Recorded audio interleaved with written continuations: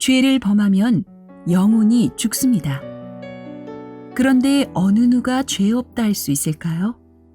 따라서 영혼의 죽음을 피할 수 있는 사람은 없습니다. 다만 한 가지 죽지 않을 방법이 있습니다.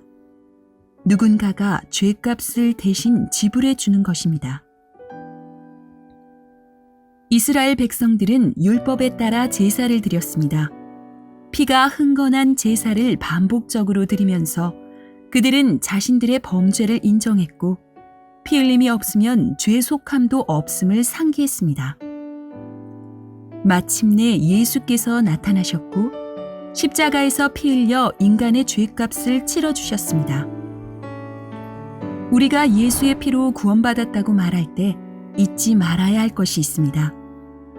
우리에게 구원을 주는 것은 그 피 자체가 아니라 그 피를 흘리신 예수의 죽음이라는 점입니다. 율법에 따라 제사를 드릴 때 보통은 양의 피를 흘렸지만 형편이 안 되는 이들은 비둘기를 잡았고 그것도 어려운 이들은 고운 밀가루를 드렸습니다. 피로 드려지든 밀가루로 드려지든 과거의 제사는 죄인 대신 당하는 죽음에 대한 상징이었던 것입니다. 제물을 죽임으로써 진짜 죄인이 직면해야 할 하나님의 노여움을 피하는 것. 이것이 제사의 핵심입니다. 예수께서 비유를 들어 어떤 바리새인과 세리의 기도를 비교하신 적이 있습니다. 자기 의를 내세우는 바리새인과 달리 세리는 고개도 들지 못한 채 탄식했습니다. 불쌍히 여기옵소서. 불쌍히 여긴다는 말에는 값을 치러 노여움을 풀어 용서받게 한다는 의미가 있습니다. 세리는 자신이 죽어야 할 죄인임을 알았지만 하나님께서 노여움을 푸시고 그를 용서해 주시기를 바랐던 것입니다. 주님은 결국 그 세리가 바리새인보다 의롭다 하심을 받았다고 말씀하셨습니다. 예수는 자기 피를 가지고 하늘 성소에 들어가셨고 하나님 아버지는 그의 제사를 받아주셨습니다. 하나님께서 우리를 향한 노여움을 푸시고 우리를 용서해 주신 이유가 바로 여기에 있습니다.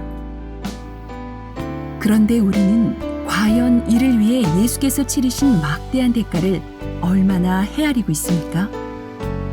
도리어 죄가 더한 곳에 은혜가 넘친다고 하면서 여전히 범죄를 가볍게 여기고 있는 것은 아닐까요? 하나님의 은혜를 기뻐하는 것과 은혜가 얼마든지 있다고 안심하여 일부러 범죄하는 것은 다릅니다.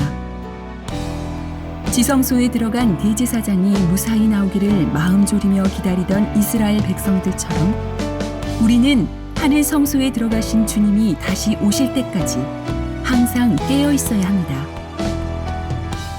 우리를 구속하시려고 죽음을 받아들이신 주님의 마음을 헤아리고 날마다 돌이키는 신앙의 삶을 이룹시다.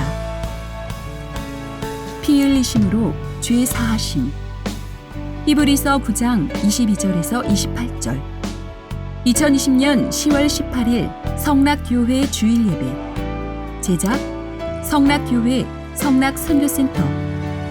설교 김성현 감독.